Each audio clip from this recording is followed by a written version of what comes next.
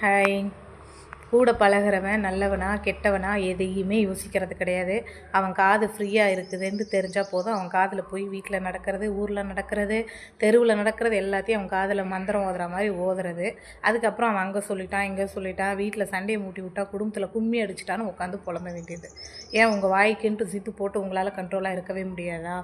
உங்களுக்கு ஒரு பிரச்சனை அப்படின்னா நீங்கள் சம்மந்தப்பட்டவங்க கிட்ட பேசி அதை சால்வ் பண்ணினா மட்டும்தான் அந்த பிரச்சனை சால்வ் ஆகும்.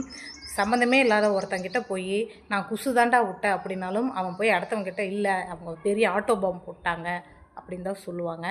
அதனால் எப்போவுமே உங்களுக்கு மனசு பாரமாக இருக்குது, மனசு டமால்னு வெடிக்க போகுது, அந்த மாதிரியான சூழ்நிலையில் இருந்தீங்கன்னா முடிஞ்ச வரைக்கும் நல்லா வயிற்றுக்கு சாப்பிட்டு நல்லா தூங்குங்க. நல்லா தூங்க முடியலையா அவங்களுக்கு பிடிச்ச இடத்துக்கு போய் நல்லா ரொம்ப நேரம் உட்காந்து யோசிங்க, கண்ணை மூடி யோசிங்க.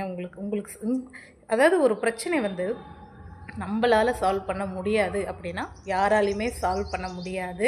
அதனால் முடிஞ்ச வரைக்கும் உங்களுக்கு ரொம்ப ட்ரஸ்ட்டு அப்படின்ற நம்புறவங்கள மட்டுமே அதை ஷேர் பண்ணுங்கள். இல்லைன்னா தயவு செஞ்சு எந்த ஒரு விஷயத்தையுமே யார்கிட்டையும் ஷேர் பண்ணாதீங்க. உங்களோட சேஃப்டி உங்கள்கிட்ட இருந்து போகுது அப்படின்னா அதுக்கு முழு காரணம் நீங்கள் மட்டும்தான். புரிஞ்சுக்குவீங்கன்னு நினைக்கிறேன்.